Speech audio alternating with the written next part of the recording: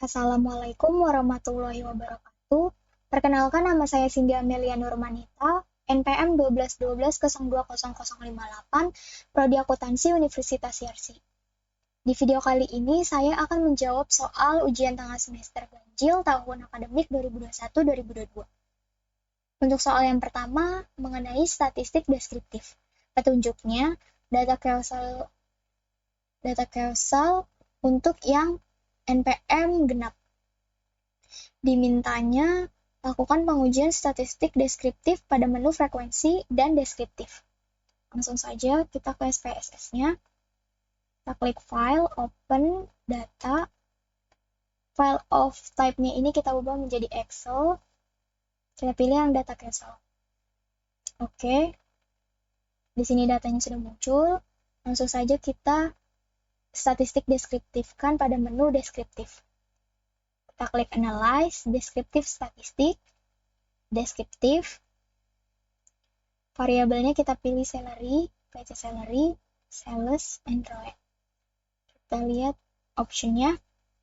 Nah, di sini adalah standarnya untuk statistik deskriptif. Ada mean, standar deviasi, minimum, dan maksimum. Kalau sudah, kita klik Continue, klik OK. Nah, outputnya sudah muncul. N ini adalah jumlah sampel. Nah, jumlah sampel untuk salary ini 196. Begitu juga untuk PC salary, sales, and ROE sama. Masing-masing 196. Untuk minimum salary di sini 223, minimum PC salary di sini minimum 1, minimum untuk sales di sini 175,1996969. Minimum untuk ROE di sini 0,500. Maksimum untuk salary di sini 14822. Maksimum untuk PC salary 212. Maksimum untuk sales di sini 97649,89844. Maksimum untuk ROE-nya ini 48,099999847. Di sini ada mean, yang artinya rata-rata. Rata-rata salary di sini 129,23. Rata-rata untuk PC salary di sini 13,52. Rata-rata untuk sales di sini 7019,956610. Rata-rata untuk ROE di sini 17,03265304. Di sini ada standar deviasi atau variasi sampel. Jika standar deviasinya melebihi rata-rata, maka data tersebut cukup bervariasi. Tetapi jika standar deviasinya kurang dari rata-rata, maka data tersebut kurang bervariasi. Nah, di sini untuk standar deviasi salary di sini ada 1411,332. Ya, di sini melebihi rata-rata. Yang artinya data tersebut cukup bervariasi. Untuk standar deviasi PC salary 32,861, ia melebihi dari rata-rata, maka data tersebut cukup bervariasi. Standar deviasi untuk sales di sini 10908,56850. Ia melebihi rata-rata, maka data tersebut cukup bervariasi juga. Untuk standar deviasi ROE di sini 7,9624216999. Di sini standar deviasinya kurang dari rata-rata, maka data tersebut kurang bervariasi. Selanjutnya, kita akan mengubah data tersebut menjadi statistik deskriptif pada menu frekuensi. Kita klik Analyze, Descriptive Statistik, pilih yang Frequencies. Kita pilih Salary, PC Salary, Sales, and ROE. Kita klik statistiknya. Kita checklist yang mean, median, mode, standar deviasi, minimum, maksimum. Untuk percentage values-nya, quartile ke 0.4 percentile. Nah, kita pilih percentile ke 10, percentile ke 20, percentile ke 30, percentile ke 40. Karena di sini tidak ada menu desil, maka kita analogikan 10 persentil ini sama dengan 1 desil. 20 persentil ini sama dengan 2 desil. 30 persentil ini sama dengan 3 desil, 40 persentil ini sama dengan 4 desil. Oke, kalau sudah klik continue, klik OK. Outputnya sudah muncul. Di sini untuk statistiknya, untuk data valid salary-nya ini 196, PC salary 196, sales 196, ROI juga 196. Untuk data missing di sini artinya hilang, data yang hilang. Untuk salary, PC salary, sales, ROI ini 0 karena di sini tidak ada data yang hilang. Untuk main salary di sini 1296,23, median salary di sini 1043,00, standar deviasi salary di sini 1411,332, minimum salary di sini 223, maksimum salary di sini 14822, persentil 10 salary di sini 523,50, desil 1 di sini untuk salary 523,50. Dan seterusnya, bacanya seperti itu. Untuk PC salary, sales, dan ROI juga sama. Di sini ada frekuensi tabel. Untuk yang salary di sini, data ke 223, frekuensinya ini 1, persennya ini di sini 0,5, valid persennya ini 0,5, kumulatif persennya ini 0,5. Untuk data yang ke 223. Data yang ke 256, frekuensinya di sini ada 1, persennya ini 0,5, valid persennya di sini 0,5, kumulatif persennya ini ada 1,0. Untuk data yang ke 256 dan seterusnya. Bacanya seperti itu. Begitu juga untuk yang PC salary, sales, and ROI.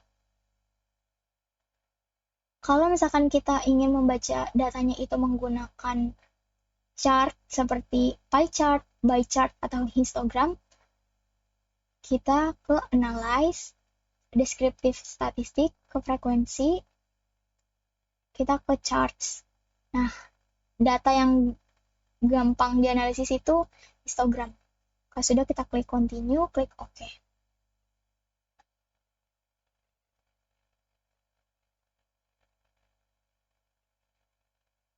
Nah, di sini histogram sudah muncul. Untuk salary di sini, PC salary, sales, and ROI. Move ke pertanyaan selanjutnya. Soal yang kedua ada uji T dan uji ANOVA. Soal yang A ini, lakukan pengujian one sample t-test. Test value-nya ini 55. Berat badan mahasiswa FEB UY angkatan 2002 diperkirakan memiliki rata-rata 55 kg. Selanjutnya, lakukanlah pengujian terhadap hipotesis rata-rata berat badan mahasiswa FEB UY angkatan 2020 tersebut. Hipotesisnya H0 sama dengan rata-rata sama dengan nilai acuan, HA sama dengan rata-rata tidak sama dengan nilai acuan. Oke, pertama-tama kita buka dulu filenya. Klik open, data, file of type-nya ini kita pilih yang Excel, one sample, tes. Klik OK. Nah, di sini data berat badan, kita ke variable view, desimalnya kita nolkan. Nah, sudah. Kalau sudah, kita klik analyze, compare means, one sample t-test. Tes variabelnya ini berat badan, tes value-nya ini tadi titik acuannya 55. Kalau sudah, kita klik OK. Nah, untuk one sample statistik di sini berat badan jumlah datanya ada 10, rata-ratanya ini 59,00, standar deviasinya ini 7,379. Untuk table one sample t-testnya ini, di sini berat badannya kita lihat yang signifikan totality-nya. Apabila signifikan totality-nya ini lebih besar daripada 0,05, maka HO-nya diterima, HA-nya ditolak. Sebaliknya, jika signifikan totality-nya itu lebih kecil daripada 0,05, maka HA-nya diterima, H0-nya ini ditolak. Kita lihat untuk di sini signifikan totality-nya ini 0,121. yang artinya ia lebih besar daripada 0,05. Maka H0-nya diterima dan HA-nya ditolak. Maka dapat kita simpulkan nilai rata-rata berat mahasiswa FEB UY angkatan 2020 sama dengan nilai 55 kg.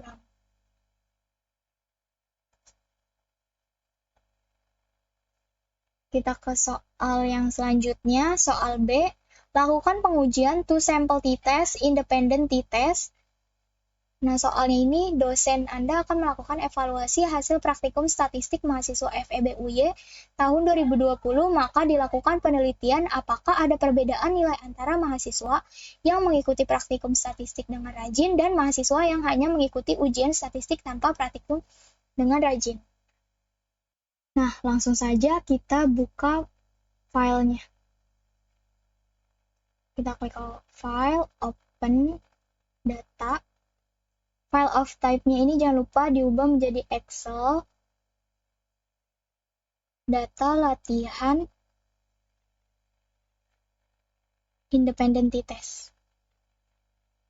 Oke. Kita ke variable view-nya. Kita nolkan dulu terdahulu desimalnya. Nah, untuk yang kelompok kita masukkan satu labelnya itu mengikuti praktik statistik. Untuk yang kedua, tidak mengikuti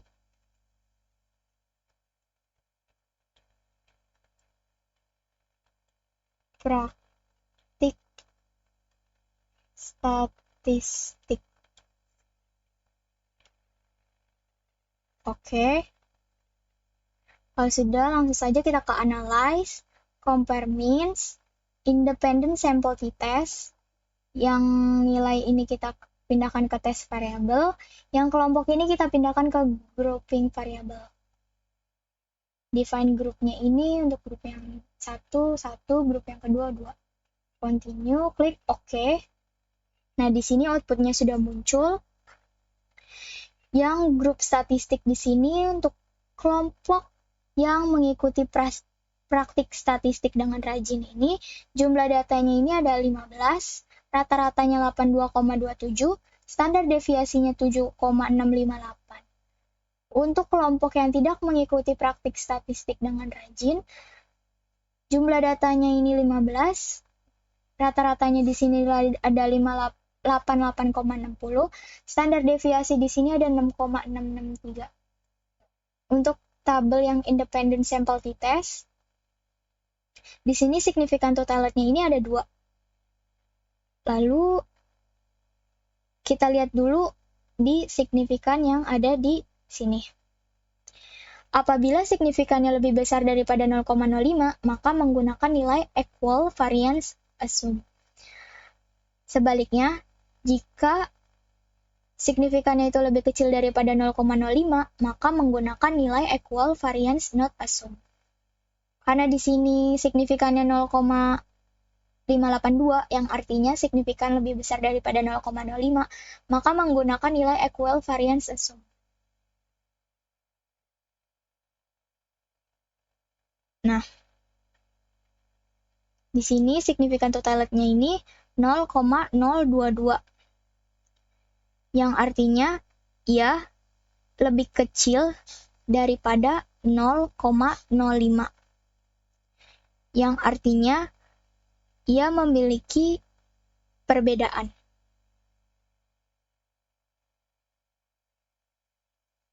Di sini T hitungnya ini ada min 2,416. Nah, ada tanda min di depan angka ini bukan berarti ia nilainya di bawah 0. Ini hanya arah pengaruhnya saja. Di sini ada degree of freedom-nya ini 28. Maka kita akan ke T-table. Sini. 28 cari. Rumus dari T-table ini alfa per 2. Alfa di sini 0,05. 0,05 dibagi 2, hasilnya 0,25. Kita cari 0,25 ini. Nah, berarti kita menggunakannya yang 2,04841. 2,04841. Yang artinya T hitung di sini lebih besar daripada T-table. HA diterima, HO ditolak. Maka, kedua kelompok memiliki rata-rata yang berbeda.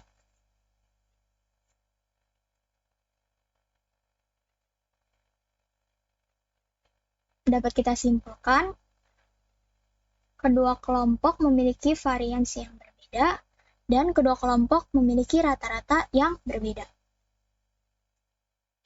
Kita next ke selanjutnya.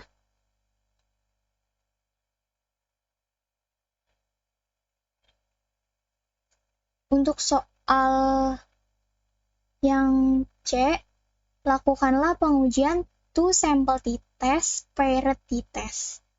Soalnya ada sebuah penelitian yang meneliti apakah obat penurun berat badan benar-benar bekerja atau tidak. Kemudian dilakukan penelitian kepada sukarelawan. Sebelum diberi obat, relawan ditimbang, lalu diberi obat, relawan juga kembali ditimbang. Pengujian hipotesisnya, HO-nya ini tidak ada perbedaan sebelum dan sesudah, H1-nya ini ada perbedaan sebelum dan sesudah. Oke, langsung saja kita buka datanya, klik file, open, data, file of type-nya ini yang Excel. Nah, kita pilih yang paired t-test. Di sini, klik OK. Nah, datanya sudah muncul berat sebelum dan berat sesudah. Kita ke variable view-nya dulu, kita nolkan desimalnya. Nah, kalau sudah, kita ke data view, langsung saja kita analyze, compare means, paired sample t-test. Nah, variabel satunya ini berat sebelum, nah variabel keduanya ini berat sesudah. Kalau sudah, kita klik OK. Nah, di sini. Paired sample statistik. Berat sebelumnya rata-ratanya ini 66,81, berat sesudahnya ini 61,94, jumlah datanya sama, berat sebelum dan sesudah 16, standar deviasinya itu berat sebelumnya ini ada 6,656, standar deviasi berat sesudahnya ini 6,403. Oke, kita lihat signifikan totality-nya ini di sini 0,00, yang artinya ia lebih kecil daripada 0,05. Maka H0 ditolak, HA diterima. Dapat kita simpulkan, ada perbedaan rata-rata sebelum diberi obat dan sesudah diberi obat. Oke, selanjutnya kita ke soal yang D. Lakukan pengujian ANOVA satu arah, one way ANOVA. Soal di sini akan dilakukan penelitian terhadap efek 3 macam merek obat penurun tekanan darah, sehingga pasien dikelompokkan menjadi 3 sesuai obat yang diminum, yaitu pasien yang meminum obat X, obat Y, dan obat Z. Oke. Pengujian hipotesisnya H0 rata-rata tekanan darah orang peminum obat X dan obat X, obat Y, dan obat Z ini adalah sama. Sedangkan H1 ini rata-rata tekanan darah orang peminum obat X dan obat Y, obat Z adalah tidak sama, ada perbedaan. Oke, kita open datanya, klik file, open, data, Excel. Kita pilih yang uji ANOVA one way. Open, oke. Nah, kita ke variable view-nya, desimalnya kita nolkan. Nah, kita untuk yang kelompok pasiennya ini kita kasih values. Yang pertama ini kita masukkan obat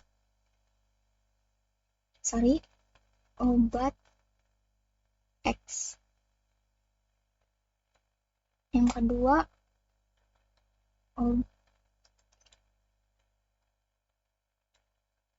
obat Y. Yang ketiga obat Z. Klik OK. Kalau sudah kita ke data view, kita ke analyze, compare means, one way ANOVA. Untuk yang dependent list-nya ini, kita tekanan darah, yang faktornya ini kelompok pasien.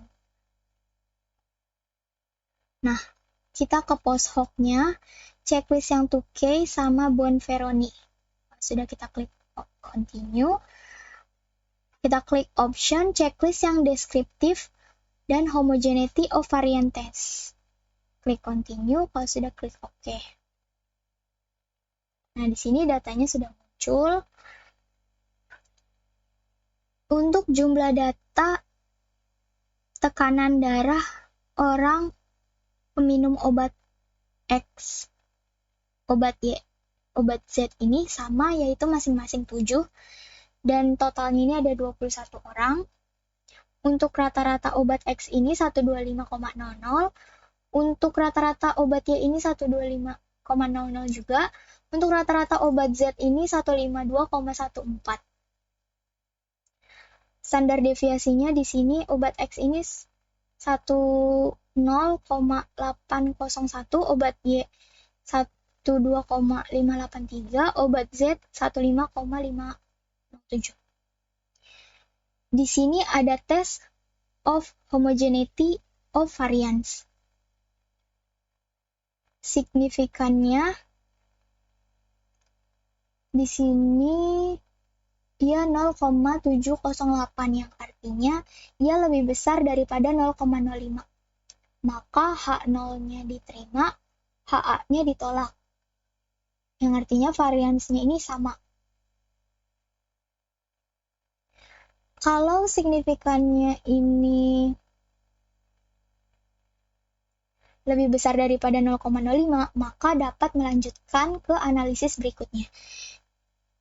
Jika variansnya berbeda namun sampelnya sama, maka itu dapat bisa melanjutkan ke analisis berikutnya.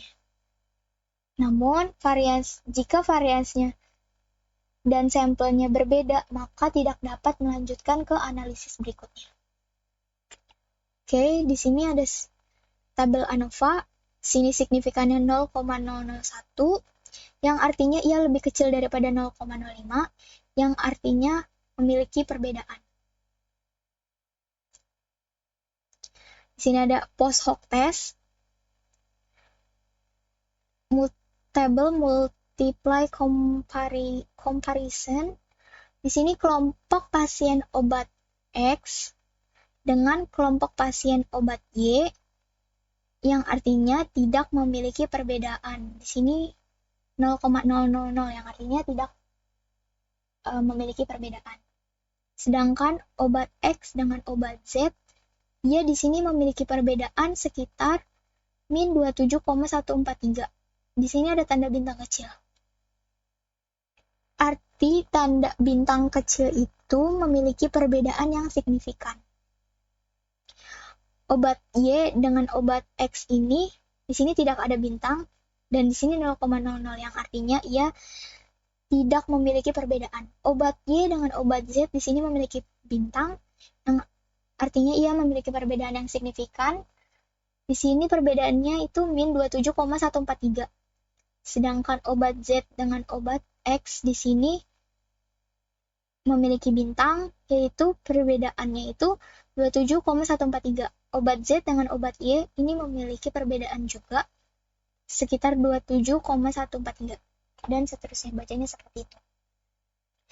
Kita ke homogeneous subset. Di sini, tabel tekanan darah. Kelompok pasien obat X dengan obat Y ini berada di tabel yang sama, yaitu 125 di sini. Tabel 1. Sedangkan obat Z ini berbeda daripada obat X dengan obat Y. Yang artinya obat Z ini memiliki perbedaan. Kita ke soal berikutnya. Soal E, lakukan pengujian ANOVA 2 arah, two-way ANOVA. Penelitian ini ingin melihat pengaruh dari gender dan pendidikan terhadap nilai ujian statistik bisnis. Oke, langsung saja kita buka datanya. Klik File, Open, Data, two-way ANOVA. Nah, kita ke variable view-nya. Values-nya di sini udah ada untuk gender 1 laki-laki 2 perempuan.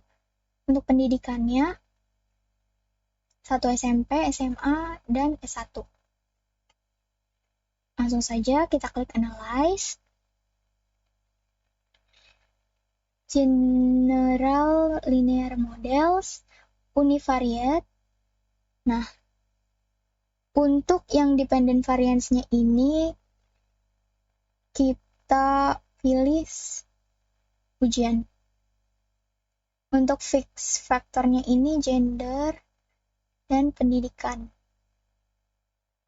Kalau sudah, kita ke plots. Untuk horizontalnya ini gender, spreadnya ini pendidikan. Add, continue, kita ke post hoc.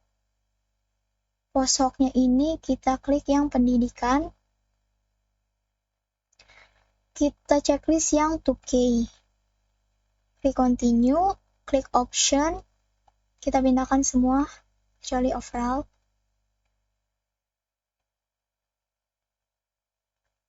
Kita checklist yang deskriptif statistik dan homogeneity test. Kalau sudah, kita klik continue, klik OK. Nah, di sini datanya sudah muncul. Between subject factor. Untuk gender laki-laki jumlahnya 18. Untuk perempuan ada 22.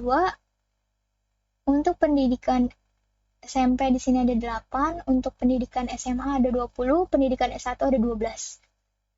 Deskriptif statistiknya di sini. Terlihat rata-ratanya semakin tinggi pendidikannya, semakin tinggi juga rata-ratanya. Untuk laki-laki SMP di sini rata-ratanya ada 32,43, laki-laki SMA di sini rata-ratanya ada 46,60, laki-laki S1 di sini rata-ratanya ada 77,83. Totalnya di sini ada 51,50. Untuk yang perempuan SMP di sini 68,00, perempuan SMA di sini ada 65,13, perempuan S1 di sini ada 69,67. Langsung saja ke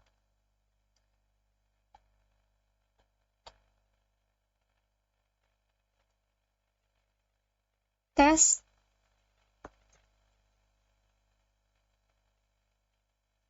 of quality of error variance-nya.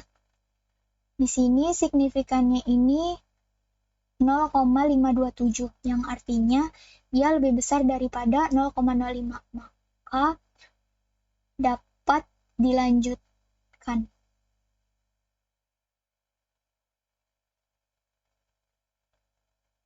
Di sini ada test of between subject effect-nya. Untuk corrected modelnya itu signifikannya 0,00, maka ia signifikannya ini lebih kecil daripada 0,05 yang artinya valid. Sedangkan yang gender di sini signifikannya 0,005, pendidikan di sini 0,00, gender interaksi pendidikan di sini signifikannya juga sama 0,003. Di sini terlihat signifikan untuk gender pendidikan, gender pendidikan, gender interaksi antar pendidikan ini semuanya di bawah 0,05. Yang artinya berpengaruh terhadap nilai ujian. Oke. Di sini ada untuk gender, rata-ratanya 52,287, perempuan rata-ratanya 67,600. Untuk yang pendidikan di sini SMP rata-ratanya 50,214. Rata-rata untuk SMA di sini 55,867. Untuk S1 rata-ratanya 73,750.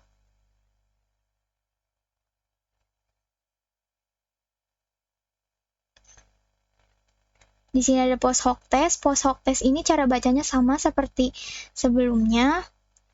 Jika ada tanda bintang di sini, artinya ia memiliki perbedaan yang signifikan. Di sini terlihat memiliki tanda bintang semuanya, maka di sini memiliki perbedaan yang signifikan. Antara SMP dengan SMA, perbedaannya ini min 23,63. SMP dengan S1, min 36,88. Dan seterusnya, seperti itu bacanya. Di sini ada homogeneous subset. Terlihat SMP, SMA, dan S1 ini berada di tabel yang berbeda. Maka ketiganya ini memiliki perbedaan. Oke, kita ke soal berikutnya. Oke, untuk soal yang ketiga ada pengujian pada data kuesioner. Di sini datanya ini data kuesioner primer. Nah, kita akan mengujinya apakah data tersebut reliable dan valid. Selanjutnya ada pengujian asumsi klasik. Yang pertama ada bagaimana hasil dari uji normalitas pada data kuesioner primer. Yang kedua ada bagaimana hasil dari uji heteroskedastisitas data kuesioner primer. Yang ketiga ada bagaimana hasil dari uji multikoliniaritas data kuesioner primer. Langsung saja kita buka filenya terlebih dahulu. Open data statistik Excel data kuesioner primer.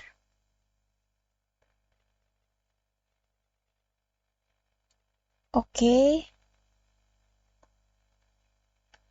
Nah, di sini ada nama, gender, kelas, BO1 hingga WO7. Nah, BO1 ini hingga BO6 mencerminkan pertanyaan mengenai kemandirian belajar. Sedangkan MO1 hingga MO5 ini mencerminkan pertanyaan mengenai motivasi berprestasi. Untuk WO1 hingga WO7 ini mencerminkan pertanyaan mengenai prestasi praktikum. Di sini kita menggunakan skala Likert-nya 5. Oke, kita ke variabel view-nya terlebih dahulu. Pertama-tama kita nolkan dulu desimalnya.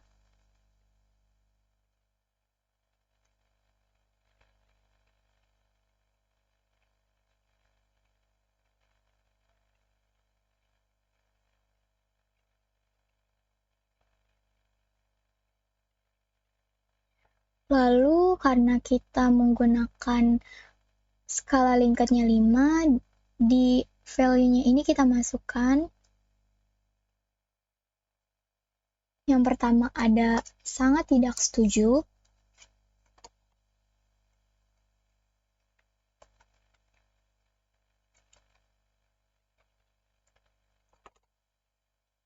Yang kedua ada tidak setuju.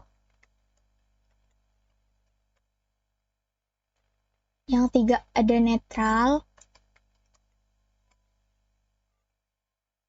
Yang keempat ada setuju. Yang kelima ada sangat setuju.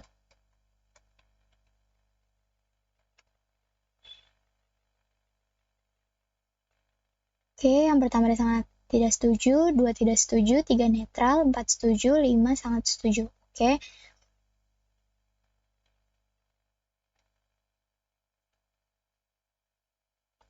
Nah, kita balik lagi ke data view-nya. Pertama-tama, kita akan menguji apakah data tersebut reliabilitas dan valid. Oke, langsung saja kita ke Analyze. Pilih yang Scale, Reliability Analysis. Nah, items-nya ini kita pilih yang untuk yang variabel B ini BO1, BO2, B3, BO4, BO5, BO6. Oke, kita klik statistik. Kita checklist yang scale if item deleted. Nah, continue. Oke. Nah, di sini outputnya sudah muncul. Kita akan menganalisisnya bersamaan. Lakukan hal yang sama untuk variabel M dan W.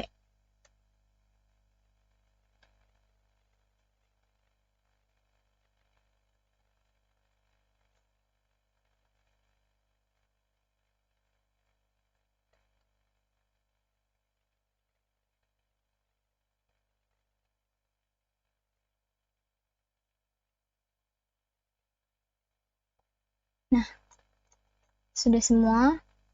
Mari kita analisis satu persatu. Untuk uji reliabilitas itu berada di tabel reliability statistik. Ia ada di Cronbach Alpha.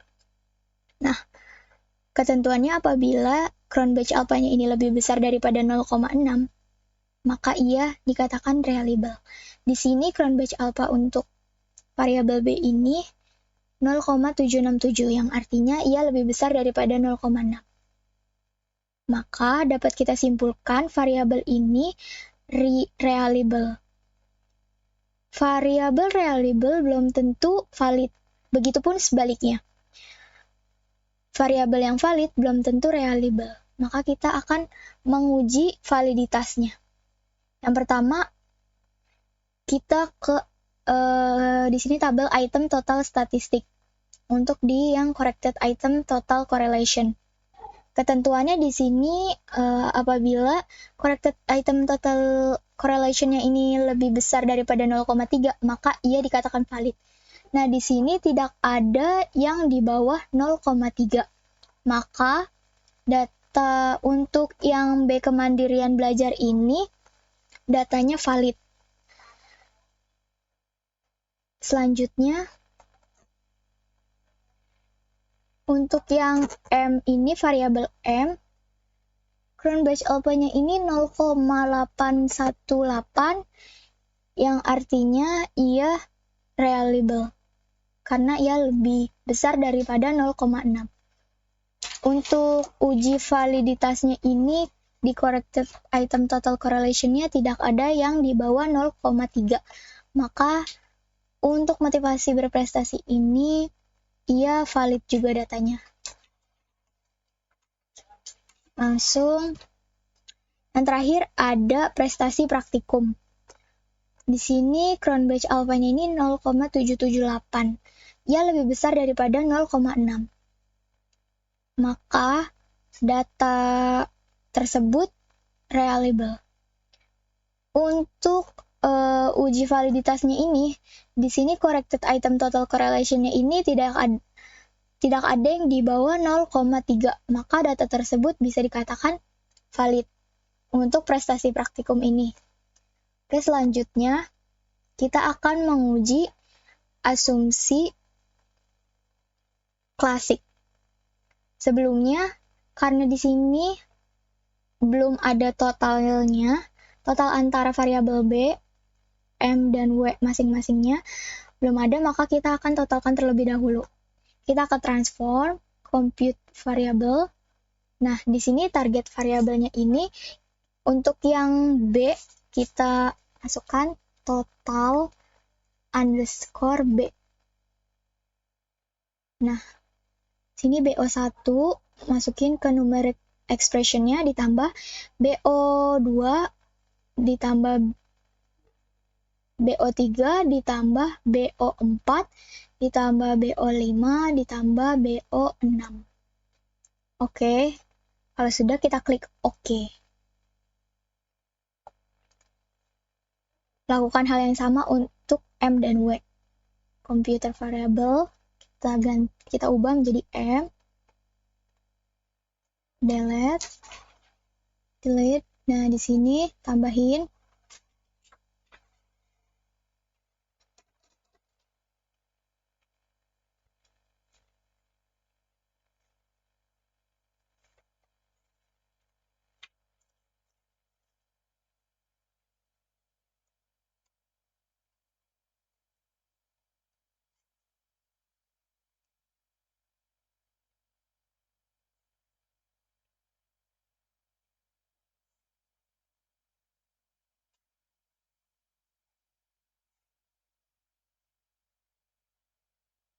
Oke.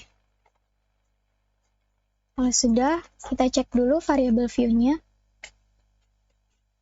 Nah, di sini kita ubah dulu jadi scale. Oke. Lalu kita klik analyze. Pilih yang regression, linear. Untuk dependent-nya ini, kita masukkan yang W. Untuk yang independen-nya ini masukkan B dan M. Kita ke statistik, kita checklist yang collinearity diagnostic. Kita ke plots. Nah, untuk yang variabel Y ini kita masukkan receipt. Dan yang X ini kita masukkan spread. Continue, kita ke save. Kita checklist yang unstandardized yang residual. Oke, continue. Kalau sudah, klik OK. Nah, kita akan yang terakhir, kita ke analyze non-parametric test yang legacy dialog. Di sini yang one sample QS. Nah, ini tes variabel listnya kita masukkan yang unstandardized. Kalau sudah, klik OK. Nah, kita analisis satu persatu. Untuk NPAR test ini untuk menguji normalitas. Di tabel one sample Kolmogorov-Smirnov test. Yaitu mengeceknya di signifikan totalnya. Apabila signifikannya lebih besar daripada 0,5, maka data tersebut variabelnya normal. Di sini signifikan totalnya ini 0,074, yang artinya ia lebih besar daripada 0,05. Maka dari data tersebut variabelnya ini normal. Selanjutnya kita ke uji heteroskedastisitas. Nah, untuk data kuesioner ini, kita cukup memakai chart yang scatterplot ini. Kita lihat. Di sini datanya menyebar tidak bertumpang tindih. Maka, dikatakan tidak punya masalah hetero kalau datanya itu tersebar. Di sini kan meskipun berdempetan, namun tidak bertumpang tindih. Maka dapat kita simpulkan dari uji heteroskedastisitas ini tidak mempunyai masalah hetero. Selanjutnya kita uji multikolonialitas di tabel koefisien A yang di collinearity statistik. Nah, apabila toleransi value-nya ini lebih besar daripada 0,1, ini 0,1, atau if if-nya ini lebih kecil daripada 10, maka tidak ada multikolonialitas. Sebaliknya, apabila tolerance value-nya ini lebih kecil daripada 0,1 atau if if-nya ini lebih besar daripada 10, maka ada multikolonialitas. Di sini terlihat antara model total B dan total M ini tidak ada toleransinya 0 sama yaitu 0,789. Yang artinya ia lebih besar daripada 0,1. Untuk if if-nya ini, ia lebih kecil daripada 10. Karena di sini if if-nya ini 1,268. Maka dapat kita simpulkan untuk data di sini tidak ada multikolonialitas. Oke, cukup sekian. Kurang lebihnya mohon maaf. Wabillahi taufiq walhidayah. Wassalamualaikum warahmatullahi wabarakatuh.